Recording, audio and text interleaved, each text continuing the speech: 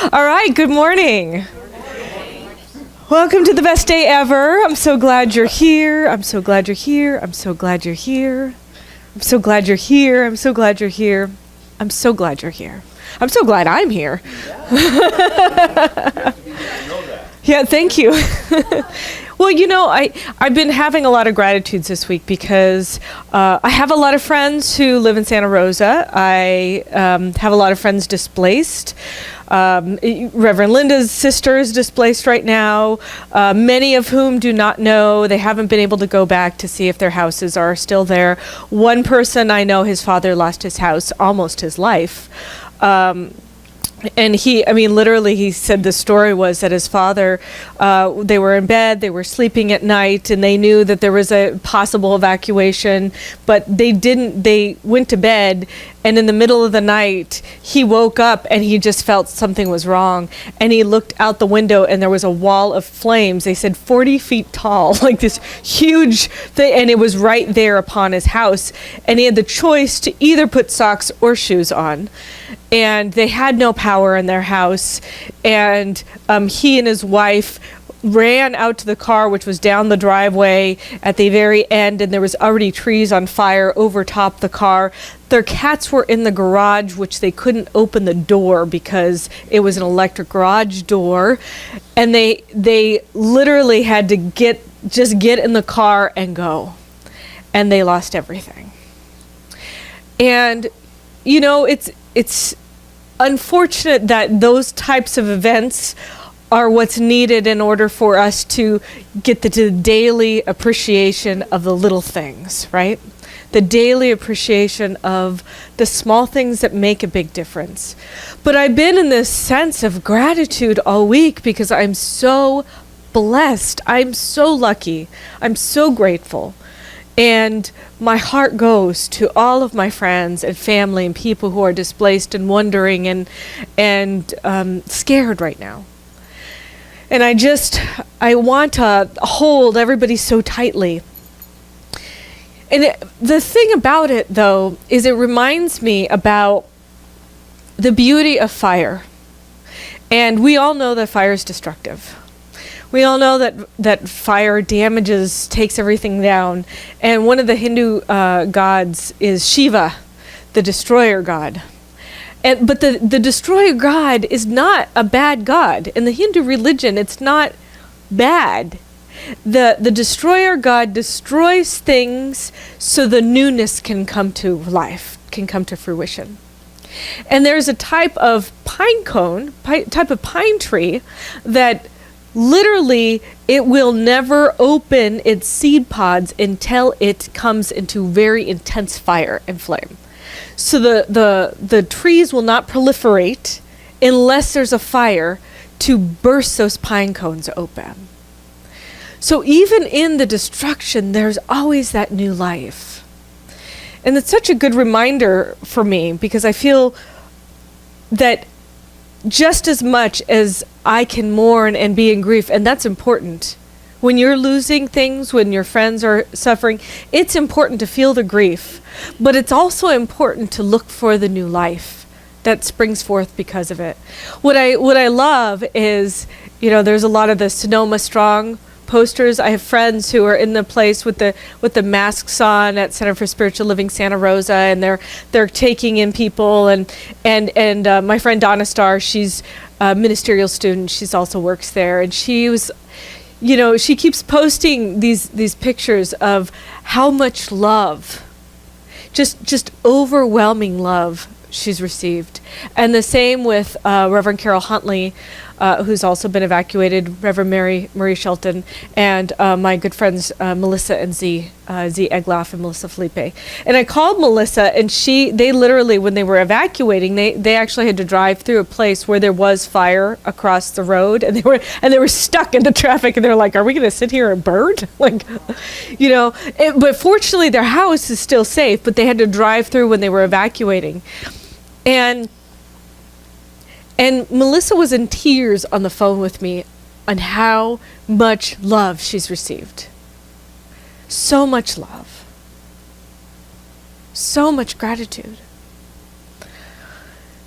And our topic this week is fear of intimacy. Now, sometimes we have these tragic events that force us to be intimate, right?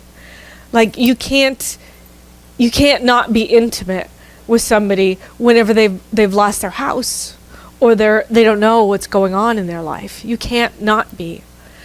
But what about our everyday lives? It's so easy to not be intimate. So why do we have that fear? What are you so afraid of? What am I so afraid of? What's so scary about intimacy? Anybody? You have an idea? What is scary about intimacy? Vulnerability. Getting hurt. Yeah, exposed, you could get hurt. You know, rejection, yeah. Grief. Trust. Having to deal with everything. Abandonment. Yeah. Will you be here tomorrow? Abandonment, yeah. Yeah. So if I'm not intimate, if I'm not vulnerable, then I don't have to experience that. It's really interesting because Brene Brown is an amazing teacher. And she's a researcher. She researches vulnerability. She's taken thousands of stories and she researched them, and then she came up with, why, what prevents us from being vulnerable? And it's a lot of what you said, shame. What if somebody finds out who I really am and they don't like me?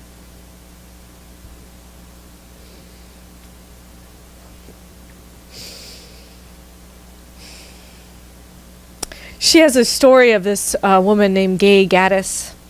She's the owner and founder of T3, which is a think tank in Austin, Texas. She cashed in a $16,000 IRA in order to start an ad agency.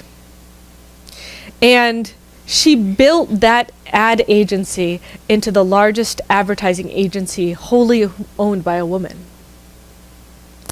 And when Brene Brown asked her about vulnerability, she said, when you shut down vulnerability, you shut down opportunity. She said, entrepreneurship is all about vulnerability. And I was also thinking about our tagline. Spiritual innovation happens here. And Brene Brown said that the birthplace of innovation is vulnerability. So we should just say vulnerability happens here. Because if we're the birthplace of innovation, the birthplace of opportunity, then we get to be the birthplace of vulnerability. There's this story in the, what's the name of the book? 5 second rule. 5 second rule. And there's this story about this guy.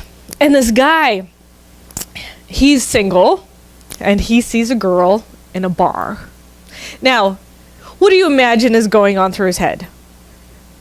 What? He wants to see, he's a beautiful woman. He wants to go talk to her, but what do you think is going through his head? She's rejected. Yeah, fear of rejection. I'm not worthy. Yeah. Yeah, so he has this, she's a beautiful girl. What if she doesn't like me? What does that mean about me? I'm not good enough. So he's all these feelings, and he gets the courage to go speak to her. So his heart's beating fast. He's walking over to her. He's so scared, but he's still doing it, right? He's still doing it. He's stepping forth. She turns around, and then what happens is irrelevant. Right? He could be rejected or he might not be rejected. But what matters is he stepped forth into that courageous spot of being vulnerable, being willing to do something out of his comfort zone. He wanted to do it, but he had to step into that space. That's where the magic happens. That's where the secret sauce is. That's where your truth comes out. And it's true. Life is not perfect. things happen. I often say shift happens. It happens. But it doesn't matter. It matters who we are in that. How are we going to step forward into our courageousness? So we have this book of the month, Undefended Love. And what I love about this is it talks about how to see and know when you're responding defensively. So I had this experience this week. I got these new sunglasses. So I put my new sunglasses on, right? See, exactly, right? Yeah, I'm like, movie star sunglasses. Oh, yeah. I put them on, and my wife turns to me, and she says, "You look like a fly."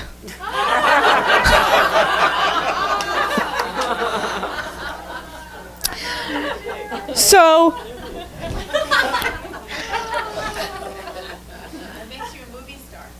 the movie star, the fly, the movie star.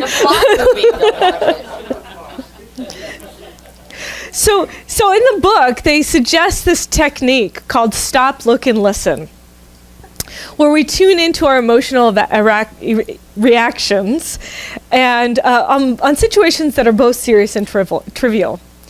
And the first step in the technique is to stop. To examine our behaviors and reactions by identifying them, so they'll reveal themselves. So my reaction was not laughter, I'm just going to say. So I was upset and angry and mad, and I was, so the way for me to look at this is you can either ignore what's going on or you can pay attention. So I had to say, okay, I'm angry right now. Why am I angry? What am I afraid of? If anger is just a mask for fear, right? It's just a mask for fear. What am I afraid of? And so I'm protecting myself by being mad instead of feeling what my fear is. So the next step is to look. And you look at yourself and you look at your reaction. You're not looking at what the person did to cause the reaction, because where's the reaction? It's within yourself. It's not within the other person. So that reaction was within me. So you ask yourself the following question: what feels threatened in this situation? What is it about yourself that perceives this situation as hostile? What is making you feel uncomfortable? What part of your self-image feels embarrassed or hurt or shamed? And so my self-image is hurt, right? I'm like, well, I'm supposed to look good, and my wife thinks I don't look good. And so therefore I'm hurt because I want her to think that I'm the most beautiful thing ever at all times. No matter what I put on, right? And she's just being honest. So what kind of support do you think you could provide yourself to better handle the negative feelings brought up in the uncomfortable situation? Well, what it is I'm looking at her to provide my self-esteem for me. I'm looking at her. She's supposed to give me the affirmation outside of myself that I'm good enough, that I look good. Well, truly, do I look good in different things than she does? Do we have different styles? We do. You know, I like strawberry ice cream. She doesn't. Does that mean that strawberry ice cream is better than whatever she likes? No, it just means that it's what I like. Can I just like it because I like it? Can I think that I look like a movie star because I think I look like a movie star? Can I feel good about myself regardless of what you think about what's going on? Yes, but it has to be cultivated within. I realized that I had that sensitive spot where I was looking outward. And the way to improve that is to find, what am I looking for in that other person that I'm not giving myself? And I wasn't giving myself that permission to love myself fully exactly as I am in my own unique situation. And so looking at that little situation helps me to get more intimate with myself, but also intimate with my spouse. I can be honest and say, wow, I guess I'm looking outward at my self-assurance. I'm looking at you to be I'm giving my power away to you, to be the person that gives me what I need. And we often do that, especially in relationships and friendships, in our intimate relationships, even in relationships where I'm looking at the minister or I'm looking at the practitioner to give me assurance that I am the person that I am. And we will do that. I mean, the good news about what we teach and what we learn in practitioner studies is we teach about the essential self, which is what are the principles that everybody has that we've forgotten. And then it's our job to just see you as those principles, because they all boil down to these things that in this book they call the essential self. Love, power, not overpowering, but just power, internal power, right? When I feel my love and appreciation for my choices, for who I am, I have that internal power. And nobody can take that away from me because I already have it. We have peace, grace. These are all principles that we're all given. We're born with them. They're our essential self. But we forget that's who we truly are. In the Science of Mind textbook, they say, the power behind all things is without limit. But in working for us, it must work through us. Realizing then, while the power is limitless, it must become operative through our own thought. We shall see that what we need is not some greater power, so not me looking to you to be my power, but a greater consciousness, a deeper realization of life, a more sublime concept of being, the more intimate concept of an already indwelling God, who is personal to us by virtue of being personified through us. So when I love myself fully, then I am God expressing fully. And I need to be vulnerable and willing to feel what comes up in every situation with each and every person. There's a story from Reverend Catherine Brenson, who said, often we avoid intimacy and fear, and we miss something that could be amazing for our own happiness and well-being. And she tells a story about her grandmother. And her grandmother loved cats, and her grandfather didn't. So her grandmother never got cats. And when her grandfather died, she was going to get her grandmother a cat. And her grandmother said, no. If it dies, I won't be able to handle it. And so instead of being willing to open herself up and be vulnerable again to love, she never got that cat. She lived for 3 more years, and she was sad and depressed for the rest of her life. And she died, and the doctor had said to Reverend Catherine that she just willed herself to die. There was nothing really wrong with her. And Reverend Catherine says she's convinced that if she had a cat, she would probably have lived many more lives, many more years. The cat would have lived many more lives. But that's the thing. It's if we're not willing to be vulnerable, we're not willing to be happy. We're not willing to experience joy. Yeah. We're not willing to do that.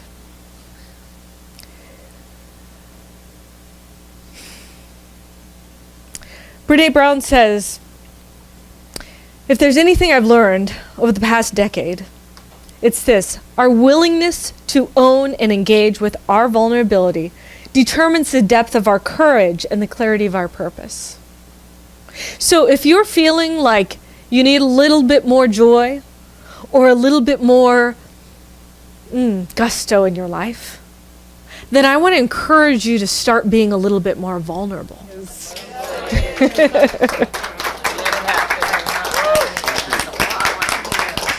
All right, let's pray.